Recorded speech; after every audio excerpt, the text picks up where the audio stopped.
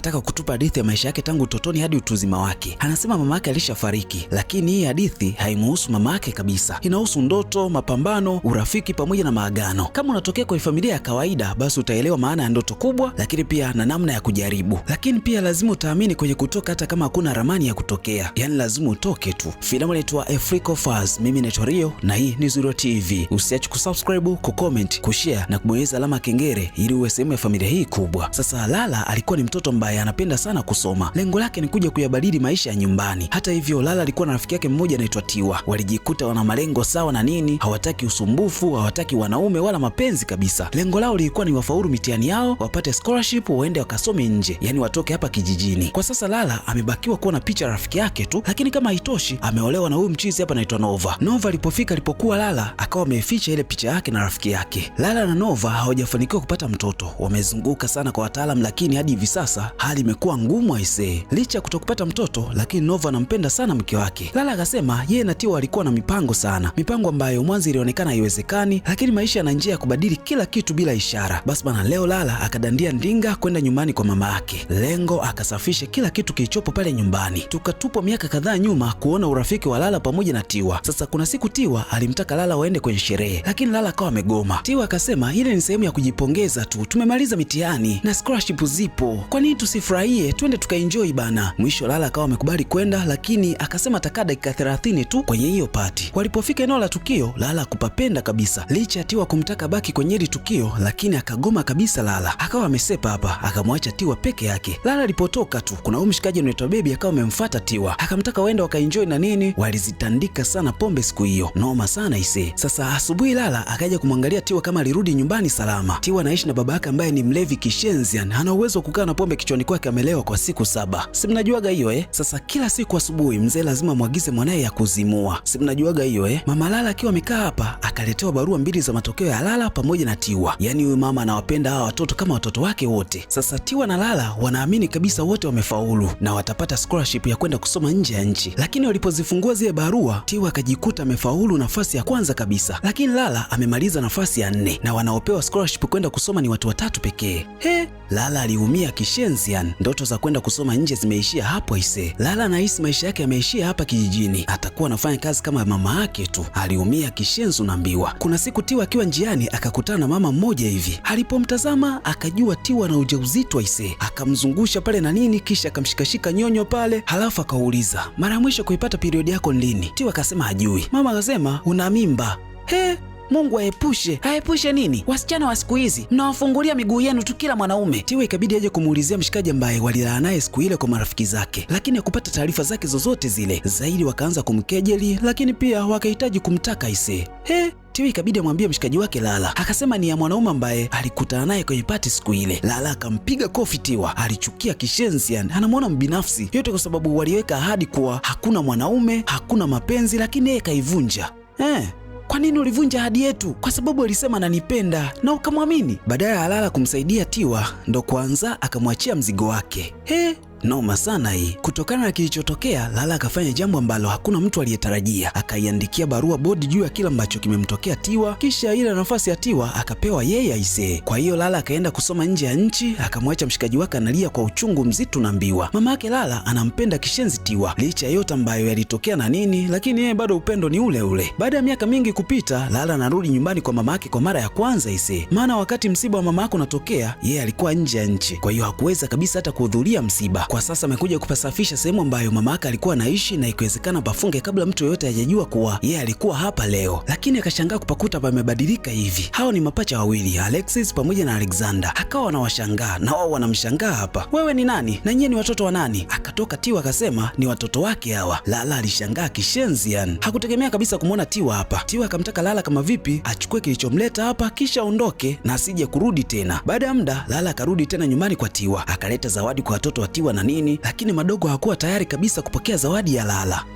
Mwisho mama yao akawaambia wapokee tu, na wao wakapokea ise, kisha akawa amesepa. Sasa Tiwa akasema alifanikiwa kumaliza chuo cha ualimu na sasa anafundisha kwenye shule ambayo walisoma wote pamoja na nini. Licha ya hivyo anafanya kazi kama project manager kwa shirika moja dogo sana, lakini anachokipata kinamtosha sana kulipa bili za hapa. Noma sana ise. Tiwa kinachomuumiza zaidi ni kuwa kipindi ambacho alikuwa anamhitaji zaidi Lala ndo kipindi ambacho alimtelekeza ise. Samahani, lakini ulijiangalia mwenyewe tu, ukaniacha hukuhangaika kabisa kutazama nyuma. Ningekupa ile scholarship kwa moyo mweupe kabisa, lakini ukachagua kuniibia bila kuniuliza. Lala aliomba sana msamaha, lakini Tiwa hakuwa tayari kabisa kutoa msamaha wake. Lala akasema Tiwa ndo familia yake pekee iliyobaki. Mwisho Tiwa akamsamehe mshikaji wake Lala ise. Sasa urafiki wao ukarudi kama ulivyokuwa zamani unaambiwa. Siku hiyo Lala alilala nyumbani kwa Tiwa. Mume wake akampigia sana simu lakini hakumpata ise. Mwisho mchizi akamfuata huko alipo. Sasa Lala ikabidi amtambulishe rafiki yake kwa mume wake. Huyu anaitwa Sibesibe Oluwabeperu Miti Watope Bada. Mchizi akashangaa kishenzi aliposikia hili jina. Mchizi akasema hajalishika vizuri hilo jina. Ikabidi arudie tena Sibe mwenyewe. Naitwa Sibesibe Oluwabeperu Miti Watope Bada. Mchizi akakumbuka miaka 15 iliyopita aliwahi kukutana naye aise. Kumbe Nova ndo bebi wa kipindi kile. Lala akasema watakuja Lagos. Nova akawa na mawazo mengi kishenzi unaambiwa. Lala akasema alipowaona watoto wa Tiwa tu akakumbuka na yeye anahitaji watoto wa kwake. Mchizi akasema anampenda hata bila watoto, kwa hiyo wala hata sijali kabisa. Washikaji wanapendana kishenzi unaambiwa. Basi bana, hatimaye matokeo ya Alexis na Alexander yakawa wametoka na wote wamefanya vizuri aise. Kwa hiyo wataenda kusoma nje ya nchi. Friday kwa kubwa mno hapa. Nova akakumbuka siku ya kwanza ambayo alikutana na Tiwa. Anawaza pengine wale watoto mapacha ni wa kwake aise. Ikabidi amuulize mke wake, nani baba wale watoto wa Tiwa? Tiwa wangu au? Akampa picha. Ndiyo, nijibu. Sijui ni mchizi ambaye alikutana naye miaka 15 iliyopita. Kuna nini kwani? Kwa hiyo hajawahi kuwa na mtu mwingine yoyote yule. Sidhani kama na mtu mwingine yule. Nova akasema, unamkumbuka bibi yangu ambaye alikuwa anaishi kijijini kwenu? Uliyekuja kumzika? Hapana, alifariki siku iliyofuata. Nilikuja kumwaga tu. Lala haelewi kwa nini mchizi anamzungumzia bibi yake hapa. Nova akasema alikuwepo kwenye hiyo sherehe ule usiku. Lala akahisi pengine anamjua mwanaume aliyempa ujauzito Tiwa. Nova akasema ni yeye ndo alikutana naye miaka 15 iliyopita. Lala hakuamini kabisa ise. Alikuwa anahisi ni utani huu. Basi bana, hatimaye leo Tiwa anaondoka kwenda mjini ise. Anaondoka kwenye eneo ambalo alishadizoea tangu akiwa mdogo unaambiwa. Lala akamletea taarifa Nova kuwa Tiwa ameanza safari ya kuja Lagos. Lakini Nova na mawazo kishenzi unaambiwa. Anatamani amwambie ukweli wa jambo na nini, lakini Lala akagoma. Lala akasema asichokijua kiwezi kumuua. Umeelewa au? Tutamdanganya wakati anaishi hapa. Lala akasema adanganyi, lakini anajaribu kumlinda mume wake. Lala akasema hata hivyo hataweza kuishi kwenye hii familia. Kuna sehemu nyingine amemtafutia nyumba ya kuishi huko. Itakuwa sio mbali sana na haya maeneo. Mchizi akupenda kabisa hiki kitu. Ulimtoa Bikru ukamkimbia, halafu nataka kujieleza. Ulibadili kila kitu kwenye maisha yake. Unajisikia vizuri kuharibu maisha yake, si ndio? Mchizi akuonekana kuwa sawa. Hata Lala akalijua hilo, maana akamwambia maneno makali kinoma. Ndio maana sitaki tumwambie hapa tu, tujamwambia tunagombana. Tukimwambia itakuwaje? Makubaliano yakawa ni kuwa hakuna kusema kitu chochote kile, japo mchizi roho yake na muuma kishenzo unaambiwa. Hatimaye Tiwa na watoto wakawa wamefika mjini. Gari limechafuka vibaya mno, si mnaona Hapa inaonyesha tu ametoka wapi. Basi makumbato wakawa mengi hapa na nini, vitu kaizo mtu wangu. Mchizi anawaona watoto wake, lakini atafanya nini sasa? Mke wake hataki kabisa wajue. Mwisho Lala akasema kuna nyumba amewatafutia wataenda kuishi huko, hawataishi hapa nyumbani aise. Nova akataka walau wapate maji tu ya baridi ndani, wakawa wameingia aise. Nova alikuwa anaumia kishenzi yani. Sasa siku zikazidi kwenda. Mchizi akitoka kazini akawakuta Tiwa na watoto wake, basi anapata raha ya ukaribisho na nini, kila kitu ambacho kila mwanaume anakihitaji aise. Akiwa na mke wake muda wote wanagombana tu, yani hakuna maelewano. Sasa Tiwa kuna mahali anaenda kufanya interview leo, kwa hiyo akawaleta watoto wake kwa Lala hapa, kwa sababu Lala alimwambia kuwa leo hataweza kwenda kazini, atakuwa nyumbani tu. Sasa bahati mbaya Lala ameenda kazini, kwa hiyo Tiwa akamkuta mume wake Lala hapa. Mchizi akasema atabaki na watoto, hadi Tiwa akashangaa. Madogo nao akasisitiza kuwa hawatamsumbua mjomba kabisa. Mwisho Tiwa akawapa kadi ya benki na nini, wakafanya manunuzi bila kuzidi kiwango. Mchizi akasema atawalinda kama maisha yake.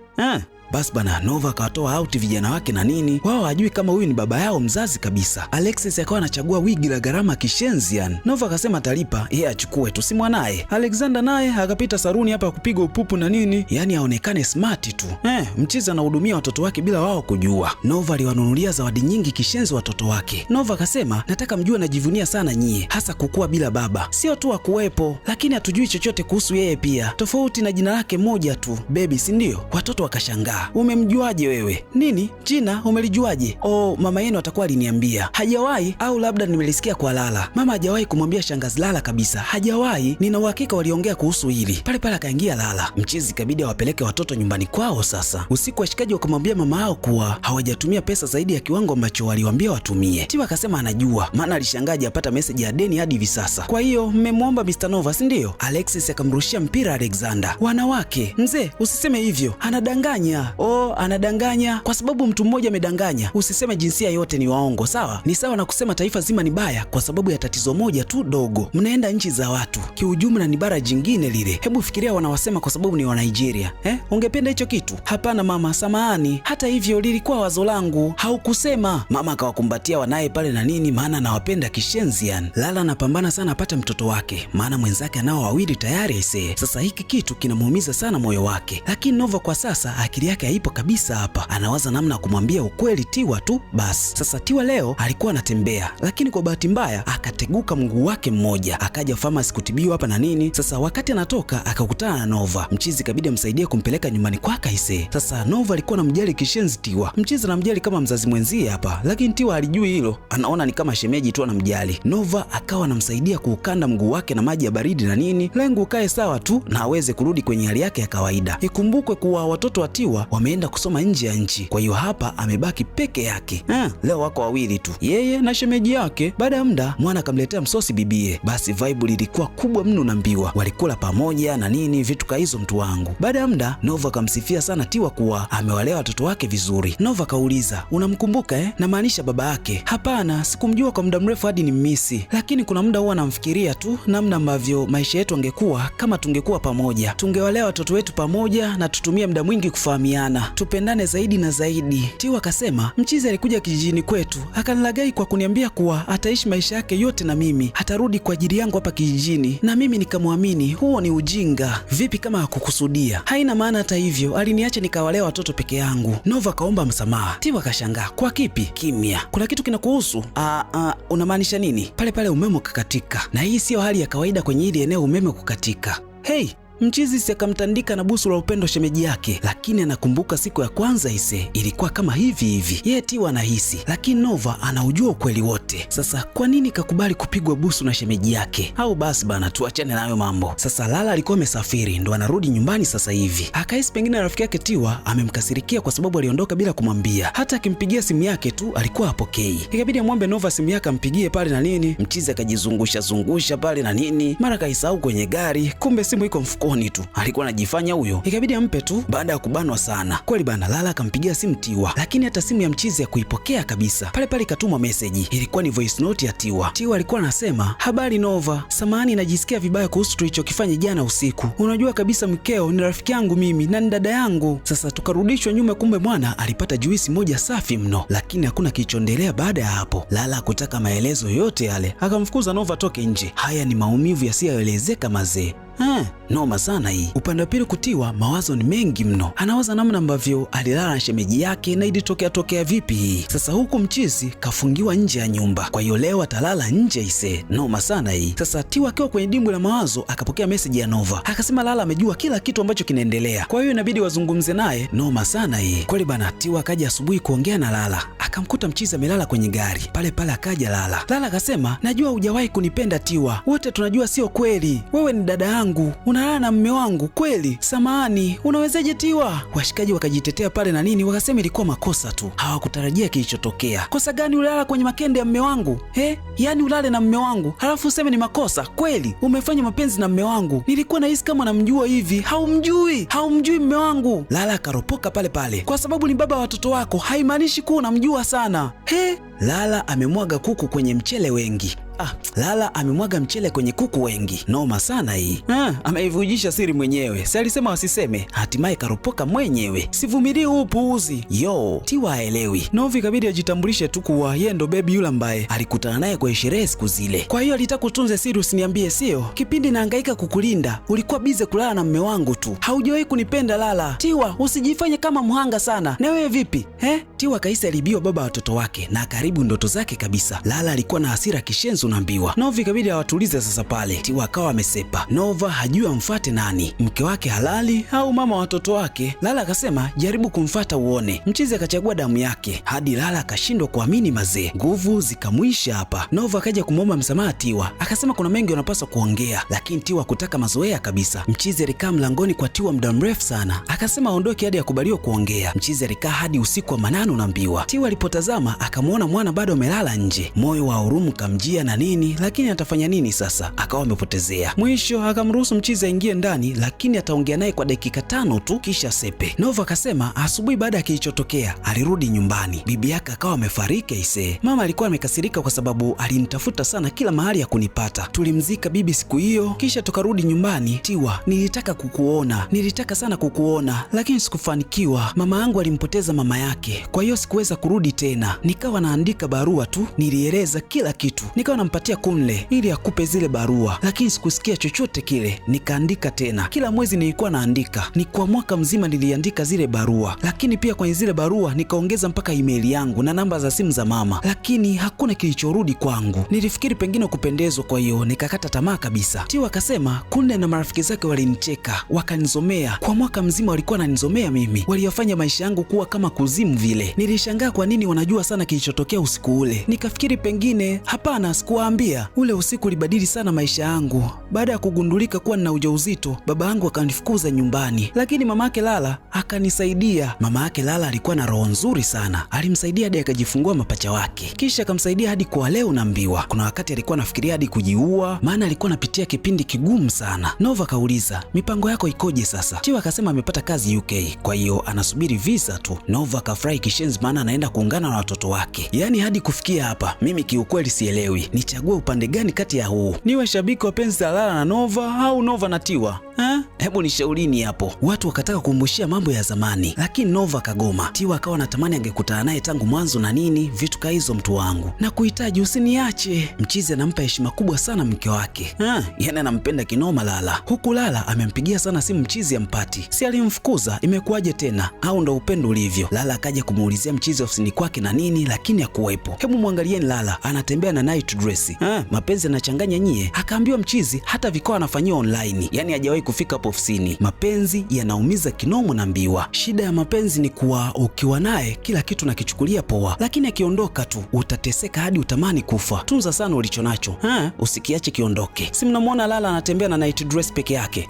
Yanatesa hayo. Tiwa akamfuata Lala nyumbani kwake kumwomba msamaha. Akasema bora mimi nimerudi, lakini wewe uliondoka na hukurudi tena. Nilikuomba msamaha baada ya miaka 15 kupita. Lala akasema alikuwa anataka maisha mazuri, lakini hakutarajia kumuumiza ndugu yake. Ungeongea na mimi tungelizungumza hilo. Kwa hiyo ukalala na mume wangu. Sikufanya hivyo makusudi, sikutarajia kukuumiza. Nilikosea, natamani nisingefanya. Kila mmoja akawa anaongea kwa hasira kutokana na kila ambacho alifanywa na mwenzake, lakini Tiwa anasisitiza msamaha tu. Mwisho wa siku kila mmoja akamsamehe mwenzake. Sasa baada ya muda Tiwa karudi nyumbani kwake, akamkuta Nova nje. Akamwambia visa yake imekubaliwa, kwa hiyo safari itakuwa kesho. Nova kauliza, naweza nikaenda na wewe nikajitambulisha kama baba yao kama hutojali? Lakini Tiwa akamkubalia. Furaha haipo tena kwa Lala, muda wote amenuna tu. Mchizi akamfuata kumwomba msamaha mke wake, lakini Lala alikuwa mgumu kishenzi unaambiwa. Mwana akawa amesepa, hataki tena kuendelea kubembeleza. Baada ya muda Mwana akatoka na mabegi yake yote. Lala akauliza, ulilala nayo wiki iliyopita? Nova akasema hapana. Kwa hiyo unaenda wapi? Mchizi akasema naenda kuwaona watoto wake, nataka kuwajua. Hii ilimuumiza sana Lala. bado unanipenda? Sijawahi kuacha. Basi sawa, sitakuzuia kuwajua watoto wako, lakini Nova, tuna tatizo hapa kwenye nyumba yetu na niko tayari kulipambania, nipo tayari kulifanyia kazi. Hii safari inaweza kusubiri? Nova akasema ndio. Nova akasema ndio, inaweza kusubiri. Basi makumbato wakawa mengi mno naambiwa, na huo ndo kawa mwisho wa tambala hili mtu wangu. Linaitwa Africans of Us. Mimi naitwa Rio na hii ni Zuro TV. Usiache kusubscribe, kucomment, kushare na kubonyeza alama kengele ili uwe sehemu ya familia hii kubwa. Hadi wakati mwingine,